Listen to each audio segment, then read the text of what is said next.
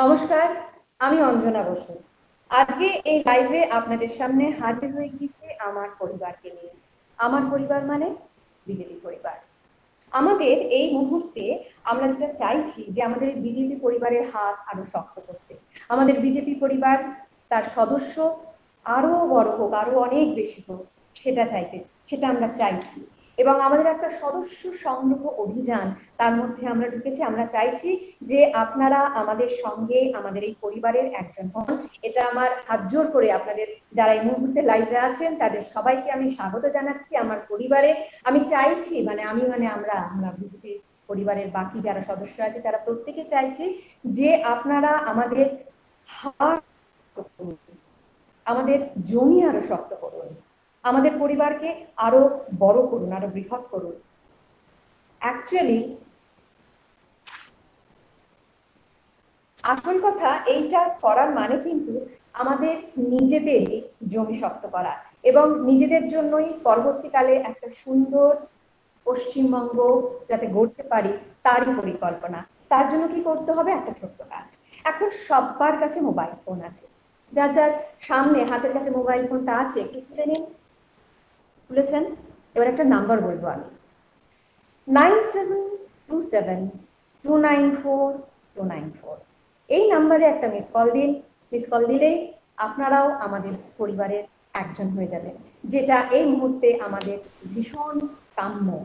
আমি নাম্বারটা আরেকবার রিপিট করছি, 9727294294। আজকে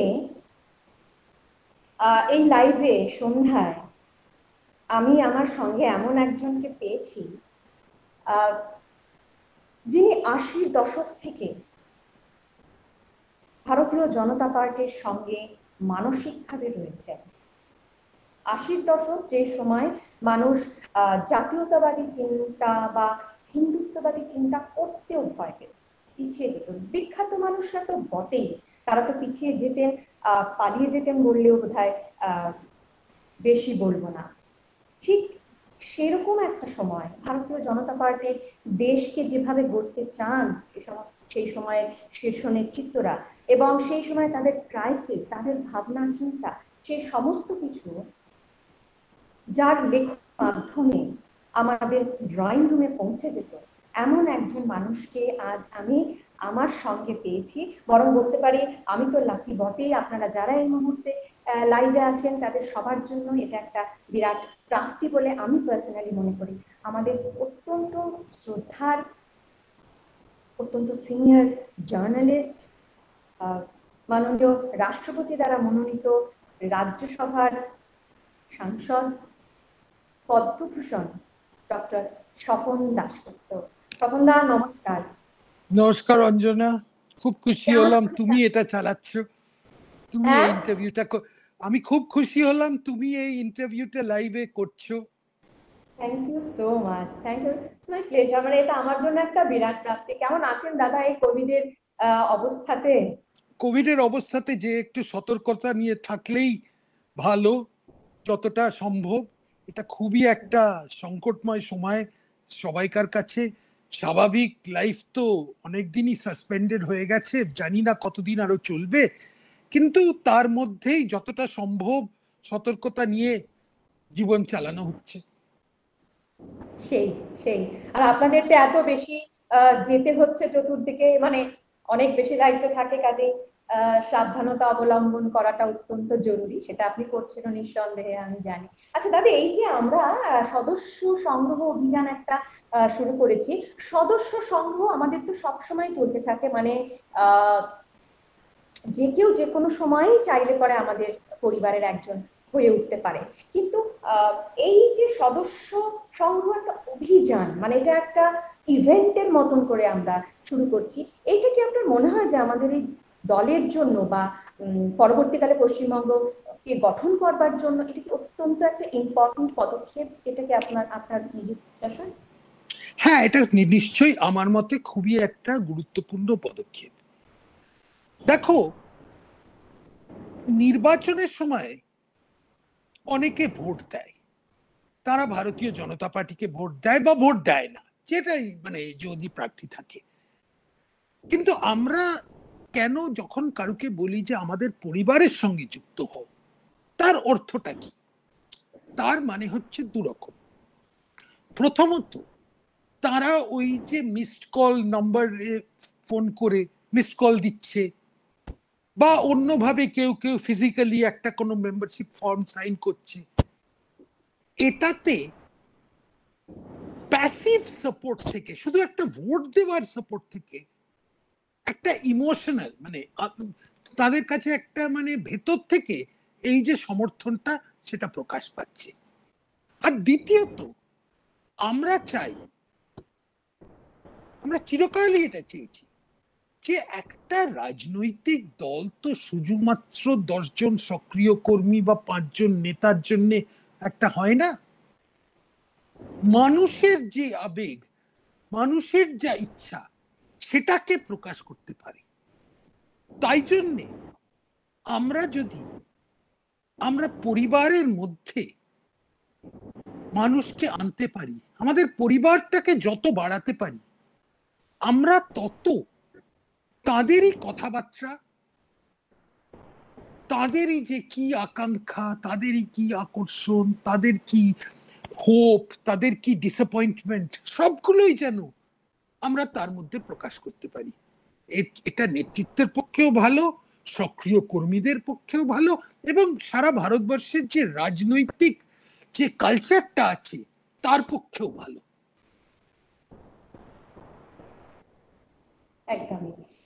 আর একটা কথা মনে হয় দাদা, যে এখন মানসিকভাবে কিন্তু বর্তমান পশ্চিমবঙ্গের যা অবস্থা, তাতে মানসিকভাবে কিন্তু সাধারণ মানুষ ভারতীয় জনতা পার্টিকে মনে মনে তাদের সঙ্গে রয়েছে। এবার যা পরিস্থিতি এখনকার, মানে কি বলবো, মানে রাজ্যের যা পরিস্থিতি, তাতে খুব সাহস করে সবাই সবসময় এগিয়ে আসতে পারছেন না, কিন্তু মনে মনে রয়েছেন এবং চাইছেন সদস্য হতে। কিন্তু সবাই যে শুধু সদস্য হয়ে আমি বিজেপির সদস্য বা আমি বিজেপি করি এইটুকু বলে ক্ষান্ত হতে চান না, কাজ করব। অনেকে চান এমন কিছু করব যে যাতে হ্যাঁ দলের শীর্ষস্থানীয় নেতৃত্বরা মনে করবেন যে হ্যাঁ আমি একজন সক্রিয় যোদ্ধা। তো সেরকম যাদের ভাবনা চিন্তা, তাদের কিভাবে ইনক্লুড করব কাজের ক্ষেত্রে আমরা, সেটা একটুখানি জানা দরকার। মানে আমার ইন্ডাস্ট্রিতেও বহু মানুষ, আমার বহু বন্ধুরা আছে যারা জয়েন করতে চায়, কিন্তু তারা কাজ করতে চায়। তো সেই তাদেরকে কিভাবে মানে তাদের কাজগুলো বন্টন করা হওয়া উচিত বা করতে হবে? প্রথমত যেটা তুমি বললে, যে অনেক মানুষ আছে যারা ভারতীয় জনতা পার্টিকে কোনো না কোনো ভাবে নিজেদের মানসিক দিক থেকে, তাদের ভেতর থেকে সমর্থন করছে।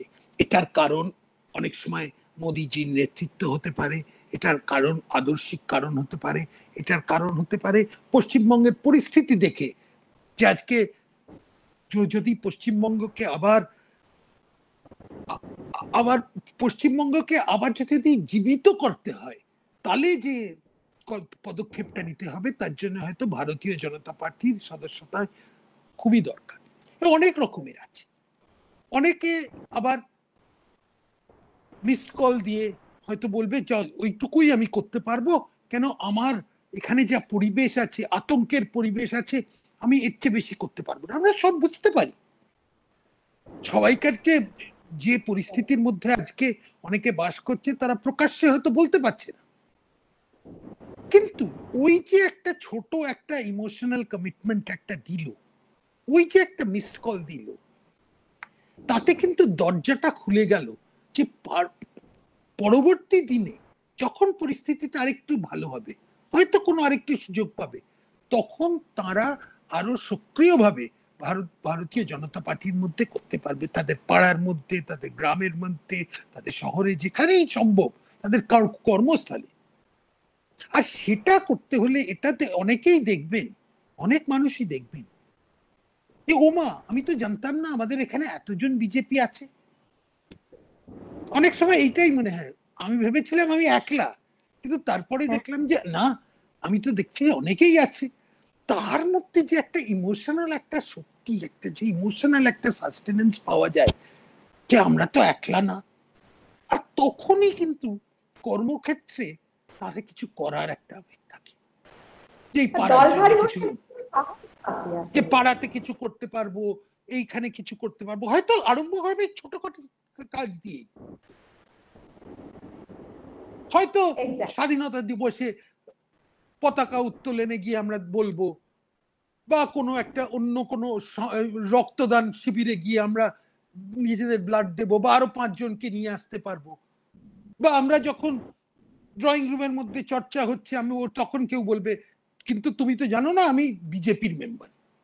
তখন অনেকে বলবে হ্যাঁ তাই বুঝি, আমিও তো মেম্বার। এই ধরনের চায়ের দোকানে হতে পারে, ড্রয়িং রুমে হতে পারে, কর্মক্ষেত্রে হতে পারে। এইটা একটা খুব বড় পদক্ষেপ। আমি মনে করি এটা গণতন্ত্রের পক্ষে খুবই ভালো, যখন লোকেরা ব্যাকসিট ড্রাইভ করে আরে কি করছে এই দল, এই কি করছে, আরে দলের মধ্যে আসুন, যদি আমাদের যদি কোনো ত্রুটি থাকে সেটাও বলুন, কিন্তু আমাদের সঙ্গে যেটা থাকা উচিত সেই যে তার জন্য যে শক্তি, মানে তার যে একটা কালেকটিভ যে একটা শক্তি আসে, সেইটার সঙ্গে যদি আপনারা থাকেন তাহলে এটা গণতন্ত্রের পক্ষে কত বড় একটা, আজকে পার্টিসিপেটরি ডেমোক্রেসি বলে লোকে বলে, এইটা একটা, এই যে ভারতীয় জনতা পার্টি যে এই যে কার্যক্রমটা নিয়েছে, এটা শুধু পশ্চিমবঙ্গে না, সারা ভারতবর্ষে আমরা এখন বলতে পারি আমরা হচ্ছে পৃথিবীর সব থেকে বড় রাজনৈতিক দল। আমরা যখন বলি গর্ব করে অনেক সময় বলি, তার মানেটা কি? এটাতে তো জোর করে এমন নেই যে না কমিউনিস্ট পার্টির মতো ওখানে যদি তুমি জয়েন না করো তাহলে তোমার কর্মক্ষেত্রে তোমার বিরুদ্ধে কিছু হবে না, তুমি প্রমোশন পেতে পারো না, এগুলো সবাই স্বেচ্ছায় করছে, পুরোটাই স্বেচ্ছায়। এর যে কত গণতন্ত্রের পক্ষে আমি মনে করি এটা একটা খুব বড় স্টেপ। আর তাই জন্যে ওইটা থেকে ছোট ওই যে ইমোশনাল মিসড কল দিয়ে যে আরম্ভ হয়, তারপরে তারাই দেখবেন যে সক্রিয় হয়ে যায়, কতই সক্রিয় হয়ে যাবে। আপনি কত বছর আছেন বিজেপিতে? দেখো আমি বিজেপির সঙ্গে যুক্ত আছি অনেক দিন ধরে। এটা 1988 ধরতে পারি আমি, যদি নিজেকে বলি 1988। তারপর থেকে আমি আমার প্রফেশনাল জীবনে সাংবাদিকতার সূত্রে আমি তাদের সঙ্গে সম্পর্কে আসি। তার আগেও ছিল, আমাদের কলেজে আমার সঙ্গে অরুণ জেটলি পড়তো, আমরা তখনই জানতাম, তখন মানে অনেকের সঙ্গে। তারপরে এমার্জেন্সির সময় আমরা দেখেছি, তখনও জনসংঘ ছিল, তো সম্পর্কে অনেকদিন ধরেই আছি। কিন্তু তারপরে সম্পর্কটা আরো বেশি করাতে আমি মনে করি যে একজন ভদ্রলোক আমাকে পার্টির মধ্যে আরো বেশি পার্টিসিপেট করাতে, আরো সক্রিয় করে যেরকম ভাবেই সম্ভব, সেটা ছিলেন এল.কে. আডবাণী। এল.কে. আডবাণীজি আমাকে, আমি ওনার সঙ্গে 1991 সালে ওনার রথযাত্রায় গেছিলাম। তারপরে অরুণ জেটলির সঙ্গে ওনার সঙ্গে তো একটা বন্ধুত্বের সম্পর্ক ছিল, সেটা ঠিক ও যে এত বড় একটা নেতা সেটা ইনসিডেন্টাল আমার কাছে ছিল, কেন ওনা আমার কাছে ও বন্ধু ছিল। আর বন্ধুত্বের সূত্রে অনেক কিছু এইখানে নিয়ে গেছিল। ও যখন প্রভারী ছিল গুজরাতের দুটো নির্বাচনে সক্রিয় অংশ নিয়েছি, তারপর কর্ণাটকের একটা ইলেকশনে, তারপরে মধ্যপ্রদেশের একটা ইলেকশনে এইখানে নিয়েছে। কিন্তু পশ্চিমবঙ্গে আমি সক্রিয়ভাবে ইনভলভড হলাম অনেক দেরিতে।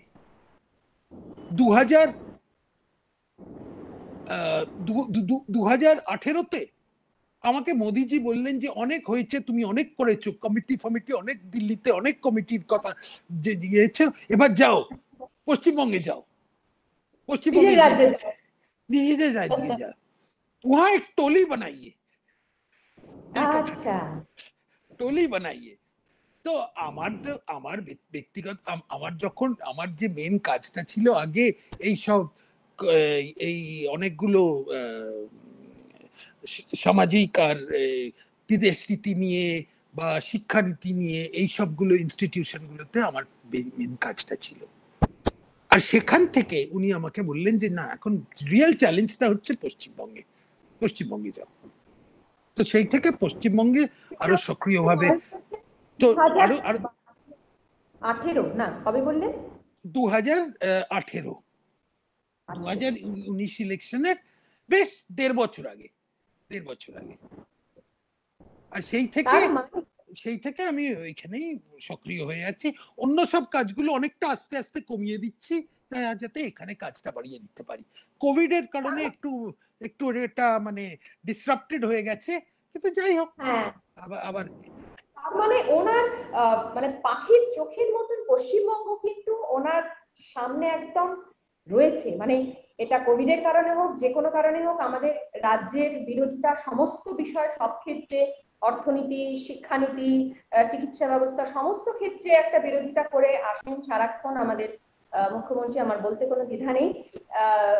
কিন্তু মানে আমাদের মাননীয় মোদিজির কিন্তু পাখির চোখের মতন, এবং একদম কতটা ইম্পর্টেন্ট ওনার কাছে পশ্চিমবঙ্গ, আমার এটাতেই মনে হলো আপনার এই কথাতে, যিনি একদম ঠিক মানুষটাকে বলেছেন ওহাপে যাকে টোরি বানাই, একদম ঠিক মানুষটাকে। কারণ সত্যি বলছি দাদা, আপনাকে ব্যক্তিগত জায়গা থেকে চিনি বলে নয়, পশ্চিমবঙ্গের এই মুহূর্তে যা অবস্থা, এই কোভিড আর আমফান হয়ে যাওয়ার ফলে খোলনলচে আরো বেরিয়ে গেল, মানে একেবারে দাঁত নখ বেরিয়ে এলো পুরো পশ্চিমবঙ্গে।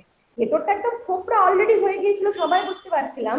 এই কোভিড আর আমফান সেটা মানে একেবারে ছোট ছোট বাচ্চা, সাধারণ মানুষ যাদের কোনো রাজনীতির জ্ঞান নেই, তাদের কাছে পর্যন্ত একটা মানে কঙ্কালসার একটা চিত্র পশ্চিমবঙ্গে বেরিয়ে এসছে, যেখানে অর্থনীতির বা মানে কিভাবে পশ্চিমবঙ্গকে পরবর্তীকালে আফটার কোভিড কিভাবে অর্থনীতিকে স্ট্রং করব, কিভাবে শিক্ষা ব্যবস্থাকে বা আইন শৃঙ্খলাকে কিভাবে নিজেদের কন্ট্রোলে আনবো, কিভাবে একটা সুচারু ওয়েতে রাজ্য চালাবো, কোনো প্ল্যানিং নেই, কিচ্ছু নেই। ঠিক সেরকম একটা সময়ে আপনি আমাদের সঙ্গে আছেন, এটা আমাদের কাছে একটা বিরাট প্রাপ্তি। মানে আমি বিজেপির বাইরে গিয়ে বলছি, আমি পশ্চিমবঙ্গবাসীর কাছে একটা বিরাট প্রাপ্তি।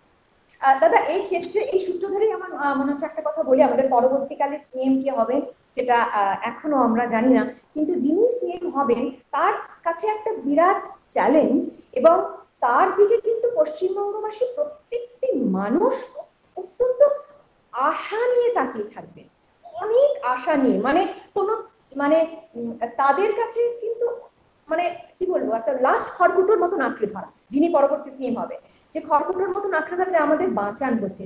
সেই জায়গা থেকে মানে 21-এর পর, 2021-এর পর, মানে এটা তো 2021-এর ইলেকশন তো শুধুমাত্র আদর্শের নয়, চিন্তা ভাবনার প্রসারেরও রাজনীতি করতে হবে সেই সময়টাতে। সেক্ষেত্রে যিনি সিএম হবেন বা ওই আফটার 21, শিক্ষা ব্যবস্থা, আইন শৃঙ্খলা বা অর্থনীতি, এই এই জায়গাগুলোকে আমরা আরো কি করে স্ট্রং করতে পারি, যেহেতু আপনাকে মোদিজি টলি বানাতে বলেছেন, ওই জন্য আপনি বেস্ট মানুষ একটু এ বিষয়ে আমাদের আলোকপাত করবেন। দেখো, আমি প্রথমে একটা কথায় আসি। আজকে ভারতবর্ষের অনেক কেন্দ্রীয় নেতা, সেটা যে মোদিজি হোক, অমিতজি হোক, আর কেউ যে হোক, তাদের কাছে পশ্চিমবঙ্গ কেন এত গুরুত্বপূর্ণ, এই প্রশ্নটায় প্রথমে আসা যাক। মোদিজির দিকটাই ধরা যাক, ওনার কাছে কেন? ভারতীয় জনতা পার্টির সবাইকারই কাছে যে এটা হচ্ছে ডক্টর শ্যামাপ্রসাদ মুখার্জির কর্মস্থান।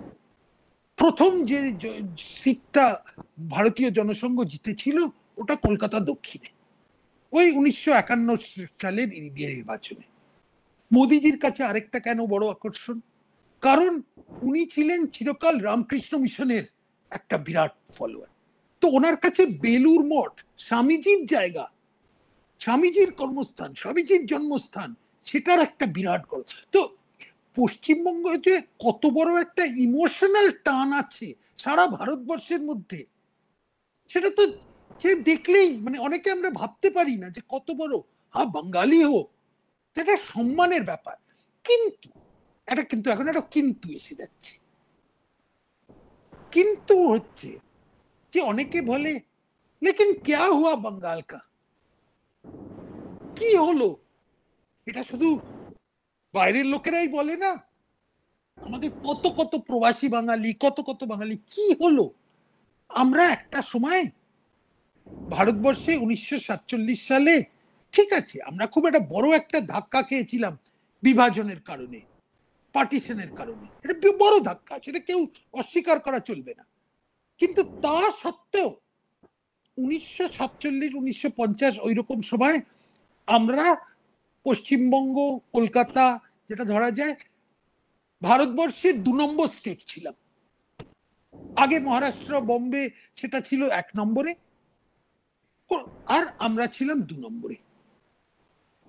আমরা ব্যাকওয়ার্ড ছিলাম না, আমরা পিছড়া স্টেট, বিমারু স্টেট ছিলাম না, আমরা একদম 2 নম্বরের স্থলে ভারতবর্ষে। সেইখান থেকে নামতে নামতে নামতে সিঁড়ি দিয়ে যেন নামছি তো নামছি তো নামছি, সে 2 থেকে 3 হলো, 3 থেকে 4 হলো, এখন যে কোথায় পৌঁছেছে 11 না 12 না 13 সেটাই আর গোনা যায় না। এটা একদিক থেকে করে লজ্জা লাগে। এইটা ছিল বাংলা, আর এখন কি হলো? আর সে এক এক জায়গায় দেখা যাক, দেখবো যে যেখানে আমরা গর্ব করতাম, শিক্ষা, তুমি বললে শিক্ষা, শিক্ষা নিয়ে আগে বাঙালিরা গর্ব করতো, আর কিছু না থাকুক আমাদের শিক্ষাটা আছে, শিক্ষার সঙ্গে একটা সংস্কৃতি আছে। আমরা তাদের কাছে একটা বড়, মানে সব থেকে বড় অ্যাসপিরেশনাল ইন্ডিয়া বলতে বাঙালিদের কাছে ছিল ভালো পড়াশুনো করতে হবে। হ্যাঁ, ওটার একটা বাড়াবাড়ি ছিল, সবাই ফার্স্ট হতে হবে, সেটা ছাড়ো, কিন্তু ভালো পড়াশুনো করতে হবে। সবাই যে পড়াশোনায় উত্তীর্ণ হবে তাকে একটা সম্মান দেয়া হবে। আর সেই জন্যে যে আমাদের স্কুল কলেজগুলো ছিল সবই সেই ধরনের একটা কালচারের মধ্যে আমরা ছিলাম। তাদের পারপাসটা ওই ছিল যে ভালো ছাত্র আমরা কিরকম ভাবে তৈরি করতে পারি। এটা একদম ঈশ্বরচন্দ্র বিদ্যাসাগর থেকে অনওয়ার্ডস। সেইখান থেকে এখন কি অবস্থা হলো যে এখন স্কুল কলেজগুলো রাজনৈতিকরণ তো হয়েছে, কিন্তু কি ধরনের রাজনীতিকরণ, মানে দলাদলি এমন পর্যায়ে এসছে যে ফ্রম চাপরাসি টু ভাইস চ্যান্সেলর এখন লোকে একটা তার যোগ্যতা নিয়ে কেউ ভাবে না কে কোন দলকে সাপোর্ট করে। মানে দলাদলিটা কোন পর্যায়ে এসে গেছে যে আমরা যোগ্যতার কথা ভুলে গেছি। আগে আগে ছেলেমেয়েরা স্কুল থেকে পাশ করে কলেজে থাকতো কলকাতাতেই, আর কোথায় যাবে? এখন তারাও পরিযায়ী ছাত্র হয়ে গেছে, যে যা পারে আরে বেরিয়ে পড়ো বেরিয়ে পড়ো। এটা আরম্ভ হয়েছিল এই নকশাল আমল থেকে, কিন্তু সেই অবনতিটা চলছে তো চলছে তো চলছে। এখন যদি একটা রাজনীতিক একজন নেতৃত্বের একটা বিরাট বড় দায়িত্ব, সব থেকে বড় দায়িত্ব আজকে পশ্চিমবঙ্গে, লোকে কেন রাজনীতিদের দিকে 21-এর নির্বাচনের দিকে ওরকম করে চেয়ে আছে, সেটার কারণ তাদের একটা একটা কোনো জায়গায় একটা আশা আছে যে হয়তো অনেক হয়েছে, এবার একটু রেহাই পাবো, কি এবার কি আবার ফিরে পাবো, একটু কোনো কোনো ইঙ্গিত পাবো যে ফিরে পাই আবার, যদি বাংলা নিজেদের আমরা বাঙালিরা নিজেদের মাথা উঁচু করে বলতে পারি আচ্ছা দেখো আমরা সব ঠিক করে ফেলছি, আস্তে আস্তে, রাতারাতি হবে না কিন্তু দিশাটা থাকবে, সেটার দিকে আমাদের এগোতে হবে। আমি মনে করি যে আজকে পশ্চিমবঙ্গে ভারতীয় জনতা পার্টি, তার উপর যে আকর্ষণ, কারণ তারা ভারতীয় জনতা পার্টি তার আশার প্রতীক, যে আমরা কোনোভাবে এইরকম পরিস্থিতির মধ্যে থেকে আমরা যেন পশ্চিমবঙ্গকে উঠিয়ে নিয়ে যেতে। মোদিজি করেছেন, তাই জন্য ওনার সঙ্গে মোদিজির একটা এটা একটা বড় লিঙ্ক আছে, যে উনি একটা ছাড়া ভারতবর্ষকে আজকে এত বড় আত্মনির্ভর ভারতবর্ষ, মেড ইন ইন্ডিয়া সবকিছু বলছেন, ভারতবর্ষকে জগৎগুরু হিসেবে একটা উনি একটা ওই গোলটা রেখেছেন। আর সেইখানে আমরা তার কি কন্ট্রিবিউট করতে পারি? আমরা খুবই কম কন্ট্রিবিউট করতে পারছি। উনি খালি বলেন পূর্বোদয়, পূর্বোদয়ের কথা, কিন্তু পূর্বোদয় এটাও বলেন যে ভারত মাতার যদি ডান হাতটা শক্তিশালী থাকে আর বাঁ হাতটা কমজোর থাকে তাহলে তো হতে পারে না। উত্তর ভারত, পশ্চিম ভারত, দক্ষিণ ভারত যদি শক্তিশালী থাকে আর পূর্ব ভারত, সে মধ্যমণি হচ্ছে কলকাতা, মধ্যমণি হচ্ছে পশ্চিমবঙ্গ, সেটা যদি ভুগতে আরম্ভ করে, সেটা যদি কমজোর হয়, তাহলে কি করে ভারতবর্ষ এগোবে? এই কারণে আজকে পশ্চিমবঙ্গের গুরুত্বটা বুঝতে পারছো যে কোনোভাবে পশ্চিমবঙ্গকে রক্ষা করতে হবে। পশ্চিমবঙ্গ একটা গাড্ডার মধ্যে পড়ে আছে, সেখান থেকে দুহাত ধরে আমাদের সবাইকে মিলে, সবাই মিলে আমরা ওখান থেকে বেরিয়ে আসতে হবে। এই কারণে আজকে পশ্চিমবঙ্গের গুরুত্বটা দেখা যাচ্ছে। আর সেটা সেটা শুধু আমি শিক্ষাক্ষেত্র কেন বলছি, তুমি ধরো একটা সময় ছিল যখন পশ্চিমবঙ্গকে অনেক কিছু হতো, গন্ডগোল হতো, কিন্তু লোকে বলতো যে ভাই করাপশন এখানে নেই, দুর্নীতিটা অত কম। আরে আমরা তো লিগে একদম উঠে পড়েছি, আমরা ফার্স্ট ডিভিশনে চলে গেছি দুর্নীতির লিগে। আর কোনো ছোটখাটো পিকপকেট দুর্নীতি না, এখন এখন সবাই মন্ত্রীরাই বলছে পুঁটি মাছ না রাঘব বোয়াল, সেইখানে চলে গেছি। তো এটা আমি বলছি এটা একটা রাজনৈতিক একটা, এটা একটা রাজনৈতিক প্রোগ্রাম একটা, কিন্তু তার সাথে ওটা একটা বিরাট, আমি তো মনে করি যে সব থেকে বড় এটা একটা লজ্জার কথা। এই লজ্জা থেকে আমরা পশ্চিমবঙ্গকে বার করে আনতে হবে, রক্ষা করতে হবে, একটা মান সম্মান ফিরিয়ে আনতে হবে। আমি তাই জন্য এটা রাজনীতিতেও একটা, রাজনীতি তো দরকারই, রাজনীতিক বদলাও দরকার, কিন্তু তার মানে মানসিক বদলা যে আমরা নিজেদের সম্মানটুকু ফেরত পাবো কিনা।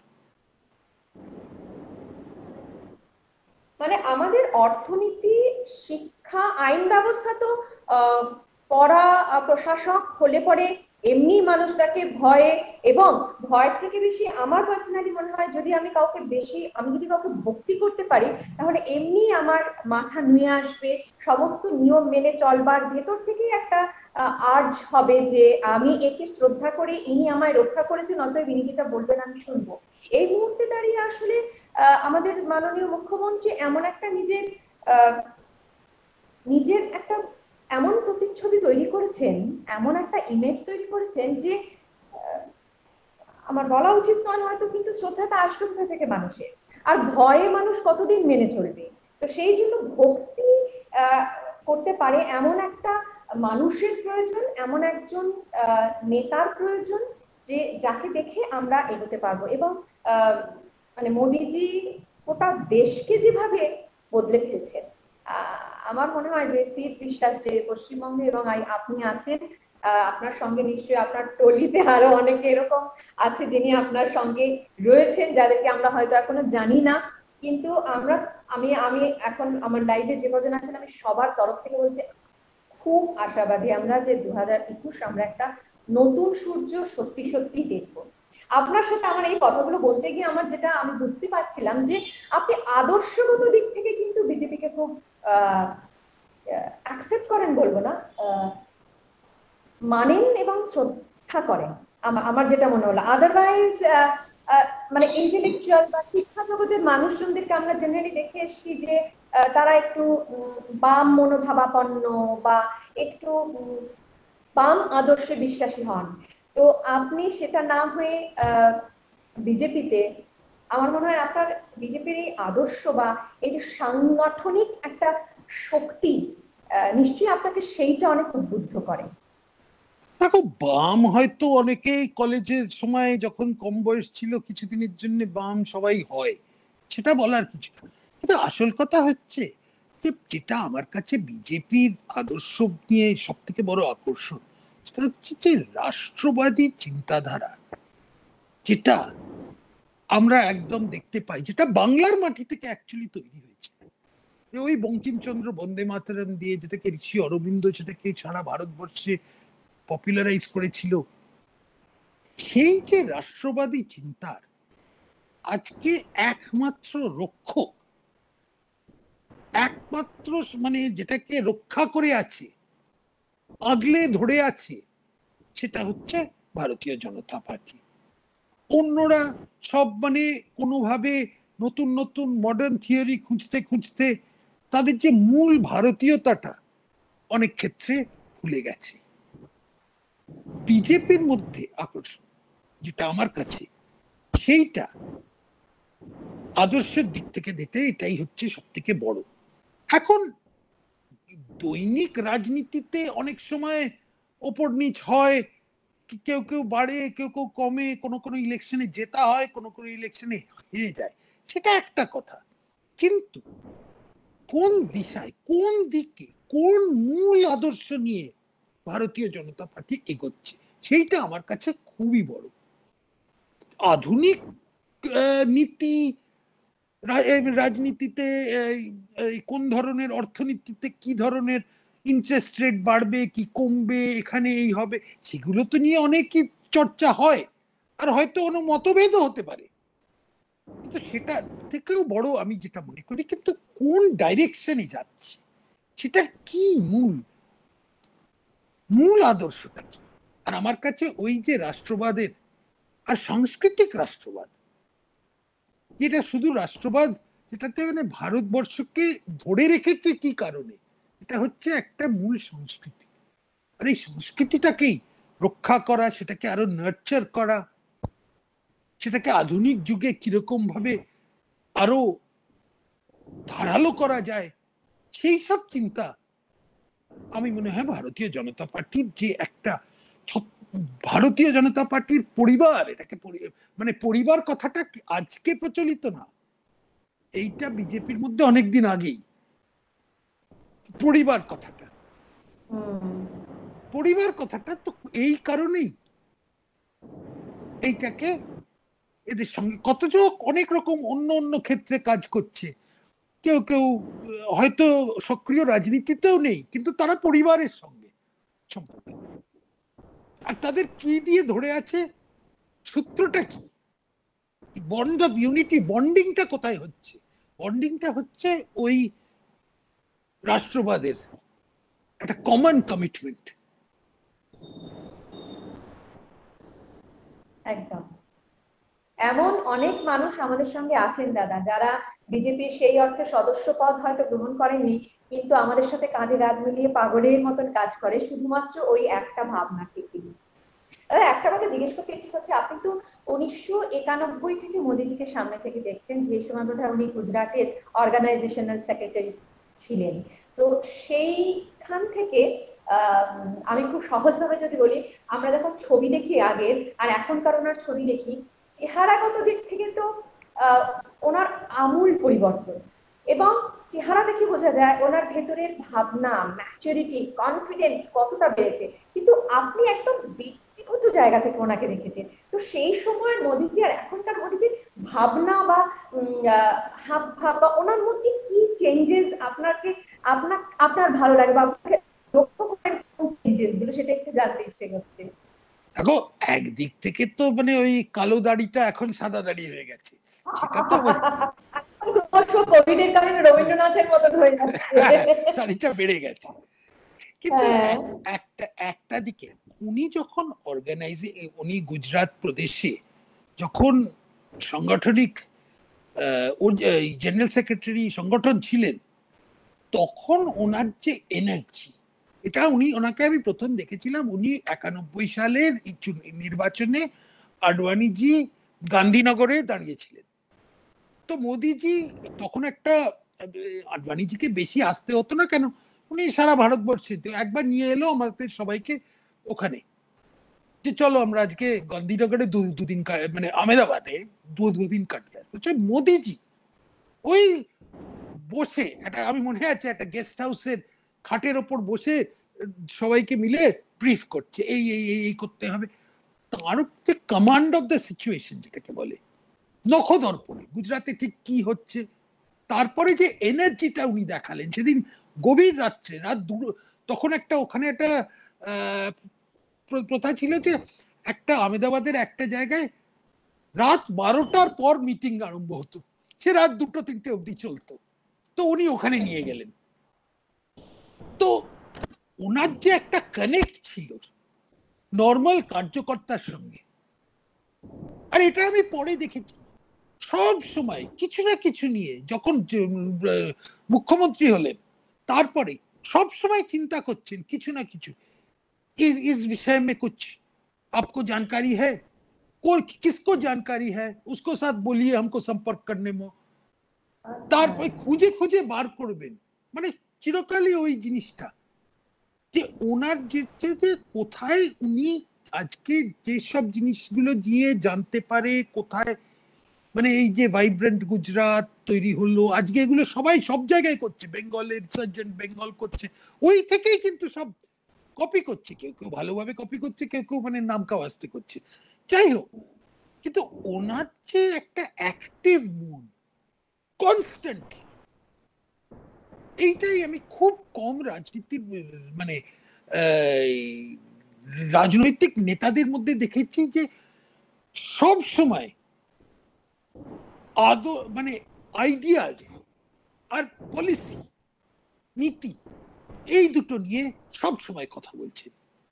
আর আরেকটা সবসময় ভালো সেটা যে কারুর মুখটা উনি বলেন না, সে ওদিকে জানে বহুত দিনকে বাদ মিলা হ্যায়, এই তো সেই এখন হয়তো প্রধানমন্ত্রী হয়ে গেছেন, এখন সবাইকার সঙ্গে অত ঘন ঘন সম্পর্ক থাকে না, কিন্তু সেই যে যখন মানে বসে বসে আরো কেয়ারফ্রি ডেজে বসে বসে রাত্রিরে ডিনার খাওয়া হতো তো সেইগুলোর কথা উনি কখনো ভোলেন না, উনি কারোকে বন্ধুদের ভোলেন না। আমি এটাই মনে করি যে উনি আজকে যেখানেই পৌঁছে যান উনি ঠিক জানেন উনি কোথা থেকে আরম্ভ করেছিলেন, আর সেই কথাটা উনি খুব বলে রাখেন। তো এই জন্যে উনি একদম মানে মাটির সঙ্গে, ওনার একদম মানে মাটির সঙ্গে এত ভালোভাবে যুক্ত আছে, ওই ধরনের নেতা আমি মনে করি যে আমরা খুবই ফরচুনেট যে আজকে আমরা ভারতবর্ষে এই ধরনের প্রধানমন্ত্রী পেয়েছি, যে একটা দিশা একটা ডাইরেকশন দিতে পেরেছে, এত লোককে মোটিভেট করতে পেরেছে যে তারা একটা কিছু, আমরা একটা ভারতবর্ষকে এটা কিছু করব, আমরা একটা ভারতবর্ষে একটা মানে সেটাকে একদম বিশ্ব শক্তি একটা করব, এটা হচ্ছে কত বড় একটা এক্সাইটিং একটা জার্নি, এটা ঠিক প্রকাশ্যে বলা যায় না। আমি মনে হয় যে পরবর্তীকালে যখন ঐতিহাসিকরা এই সময়কার কথা লিখবে, অনেকে হয়তো অনেক সমালোচনা করবেন, কিন্তু বাই অ্যান্ড লার্জ তারা যে মনে করতে পারে যে যারা পার্টিসিপেট করেছিল, যারা অংশগ্রহণ করেছিল এই মোদিজির এই বড় প্রজেক্টে, তাদের কাছে মনে হবে যে আরে এইটাই ছিল একটা বিরাট বড়, এখান থেকেই আমরা আরম্ভ করেছি। তাই এটা আমি মনে করি ওনার যে ডাইনামিজম, ওনার যে নেতৃত্বের যে শক্তি, সেটা আমরা দেখতে পেয়েছি। আমি আমার পার্সোনালি আমি ওনাকে দেখেছি যখন এই কিছুদিন আগে কয়েক মাস লাস্ট ইয়ারে যখন উনি এতে এলেন কলকাতা ভিজিটে এলেন। হ্যাঁ, তুমি তো প্রেজেন্টার ছিলে ওইটাতে, ওই ওই তুমি তো কারেন্সি বিল্ডিং এ আমি দেখেছিলাম উনি এসে পুরোটা ঘুরে কারেন্সি বিল্ডিং ঘুরে প্রথমে আপনার সামনে গিয়ে উনি দাঁড়িয়ে জিজ্ঞেস করেছিলেন যে তুমি কবে ফেরত গেলে, কারণ তার কদিন আগে আপনাকে বিশ্বভারতীতে ঘেরাও করা হয়েছিল।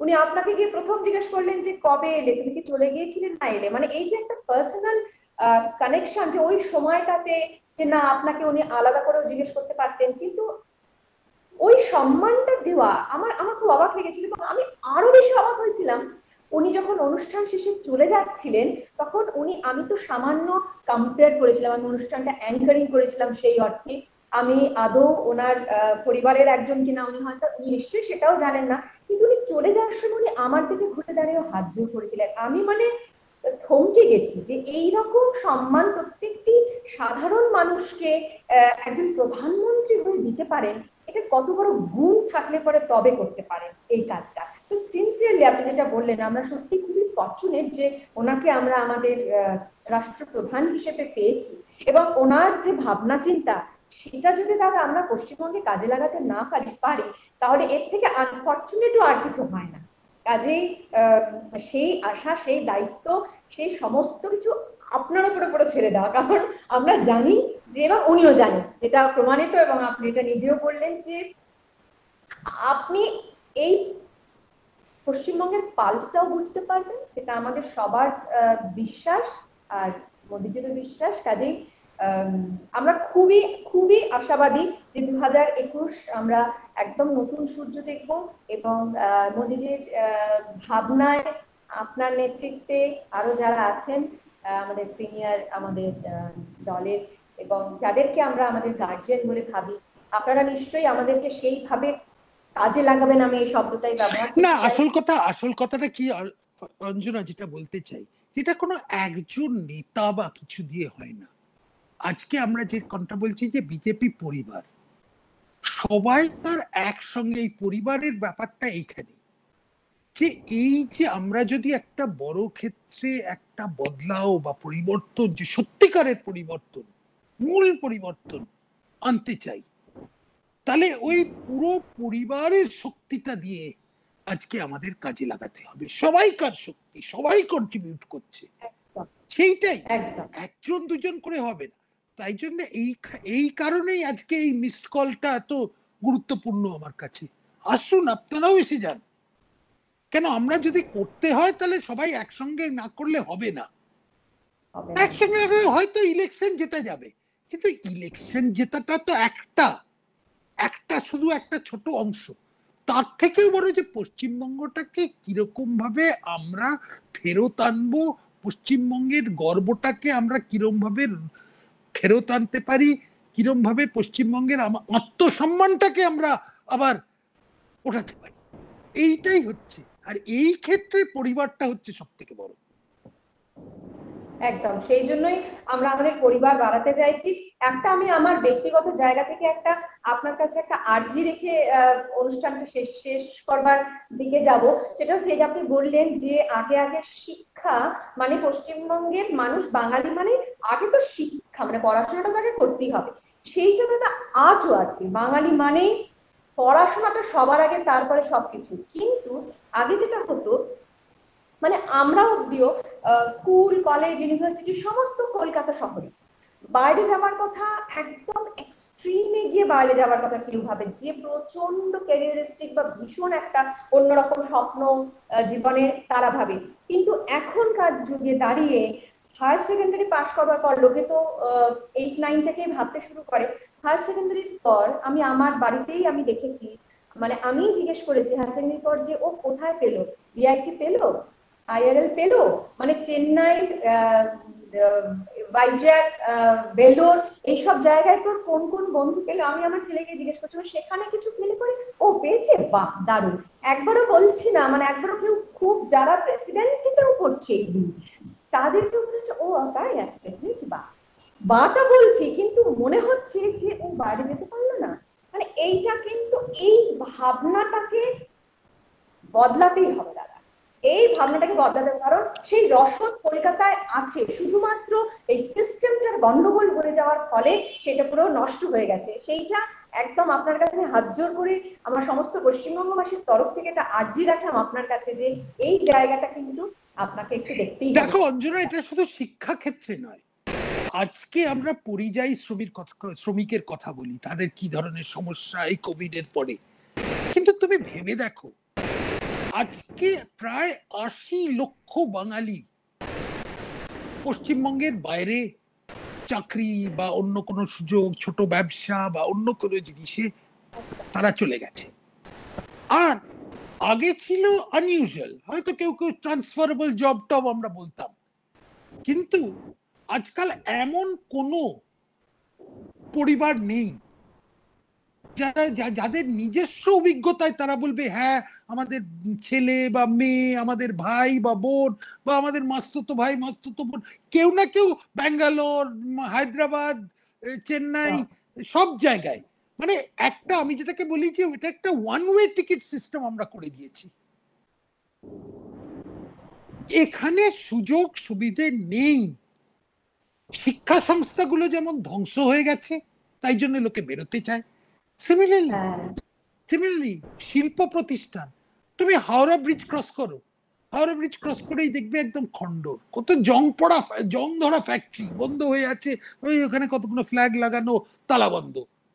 সে একটা সময় সেগুলো একটা বিরাট বড় বড় কোম্পানি ছিল, ইঞ্জিনিয়ারিং কোম্পানি, অন্য কিছু ছোটখাটো মেজরি সব কিছু কোনো না কোনো, এই বাম আমল থেকে আরম্ভ করে সে লেবার ট্রাবল হোক কি বিদ্যুৎ সংকটের কারণে হোক বা অন্য কোনো কাঠমানি বা ওই তোলাবাজির কারণে হোক, এক বন্ধ হয়েছে। আর আরো বড় কথা, নতুন সংস্থা কেউ খুলতে চাইছে না। তাদের যদি একটা অপশন থাকে, তারা বলছে না না, তার থেকে উড়িষ্যাতে গিয়ে করি, তার থেকে ঝাড়খণ্ডে গিয়ে করি, বা অন্য কোথাও চলে যাই।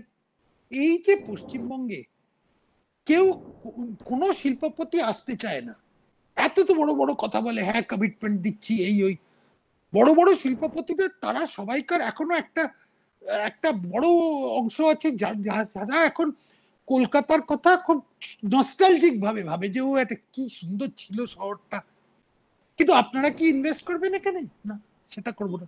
কেন? পরিবেশটাই নেই, আমরা পরিবেশটাই ধ্বংস করে দিয়েছি।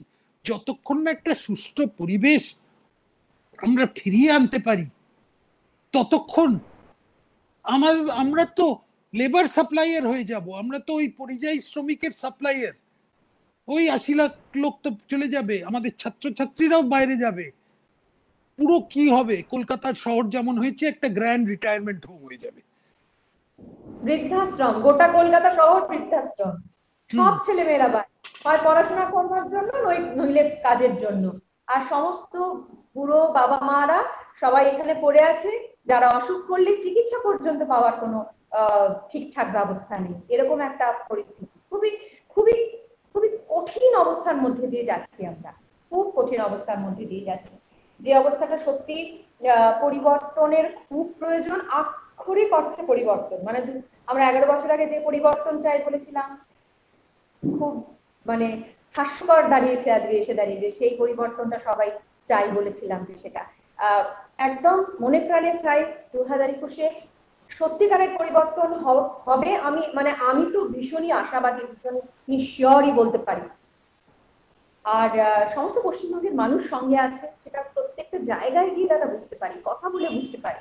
এবং যেটা শুরুতেই বলছিলাম, আপনার সাথে কথা হচ্ছিল যে কেউ খুব লাউডলি সামনে আসছেন, কেউ আড়ালে আছেন, কিন্তু আছেন প্রচুর মানুষ।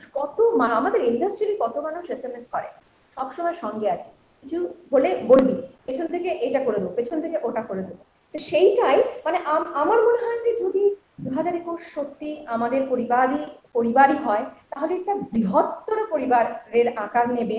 এবং এই যারা আমার মতো আরো বহু মানুষ আছেন যাদেরকে SMS করেন বা যাদের সাথে কথা বলেন যে সঙ্গে আছি বলে, সবার সাপোর্টটা পাবো দাদা, এটা একদম আমার স্থির বিশ্বাস। এবং সেইটাই কিন্তু আমাদের এই সত্যি সত্যি যে আমরা যে সোনার বাংলা গড়বো, যে একটা স্বপ্ন দেখছি, এরা সবাই আমাদের সঙ্গে থাকলে কিন্তু সেটা সত্যিই পারবো। তার মধ্যে আপনার মতন মানুষরা আছেন, মোদিজির মতন ভাবনার প্রধান আমাদের সঙ্গে রয়েছেন, আর যার সত্যি ভাবনা পশ্চিমবঙ্গকে নিয়ে, আমার মনে হয় অমিত জিরো পশ্চিমবঙ্গকে নিয়ে একটা অন্যরকম ইমোশন কাজ করে। সেটা আমি লাস্টবার ওনার বক্তৃতাতেও আমার মনে হয়েছিল, যেটা উনি ধর্মতলায় এসে দিলেন, সেটাতেও মনে হয়েছিল। কাজে সবাই সঙ্গে আছেন। ফলে আজকে ভালো লাগলো আপনার সাথে অনেকটা কথা বলি, কারণ খুবই আমার ভালো লাগলো তোমার সঙ্গে কথা বলতে।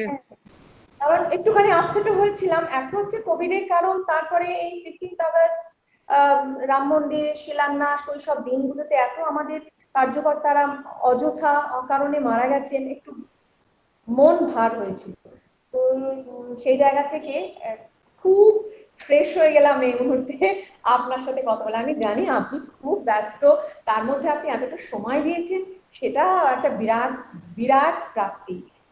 আমি আরেকবার আমাদের লাইভে যে দর্শকরা রয়েছেন তাদের সবাইকে বলবো যে আমাদের পরিবারের একজন হন। আমরা চাই আপনারা আমাদের পরিবারের সদস্য হন, আমাদের পরিবারকে আরো বড় করুন, আমাদের হাত শক্ত করুন, নিজেদের ভবিষ্যৎ আরো সহজ আরো সুন্দর করে তুলুন। সেই জন্য হাত জোর করে আপনাদের সবার কাছে রিকোয়েস্ট করছি যে আপনারা আমাদের সদস্য পদ গ্রহণ করুন। তার জন্য কি করতে হবে? ফোনে একটা মিস কল দিতে হবে, এবং সেই ফোন নাম্বারটা আমি বলছি, আপনারা একবার হয় লিখে নিন অথবা এক্ষুনি তুলুন 9727294294। I repeat 9727294294। আপনাদের সবাইকে বলছি, সবাই খুব ভালো থাকবেন। দাদা, থ্যাংক ইউ সো মাচ। এই অনেক পরিস্থিতিতে ধন্যবাদ, অনেক ধৈর্য ধরে শুনেছো, থ্যাংক না ইউ না, অনেক। আপনার কথা শুনতে বলে বসে থাকি। এবং আমি শিওর যে এখন আমাদের লাইভে যারা আছেন তারা প্রত্যেকে ভাবছেন যে আমি কেন আপনার সাথে আরো অনেক কথা বলছি না, কিন্তু আমি জানি আপনি আজকে ভীষণ টায়ার্ড, সকাল থেকে আপনি অত্যন্ত ব্যস্ত সমানে মিটিং এর পর মিটিং করছেন এবং এর পরেও আপনার মিটিং আছে, সেটা আমি জানি বলে আর দীর্ঘায়িত করলাম না। কিন্তু যত 2021-এর ইলেকশন এগিয়ে আসবে আমি কিন্তু এরকম ভাবে মাঝে মাঝেই আপনাকে বিরক্ত করব এবং আপনার কথা শুনতে চাইবো। মানে আপনার কথা শুনতে চাইবো মানে আমি বলতে চাইছি আমাদের সংগঠনকে আরো কি করে দৃঢ় করবো সেই একটুখানি গাইডেন্স আপনার থেকে নেব। সবসময় নিতে থাকি, কিন্তু এরকম ভাবে যাতে আমার সাথে সাথে লাইভে যারা আছেন তারাও যাতে সেই গাইডেন্সটা ফলো করতে পারেন, সেইটার জন্য। খুব ভালো থাকবেন দাদা, সাবধানে থাকবেন। শুভরাত্রি, সবাইকে শুভরাত্রি জানাই।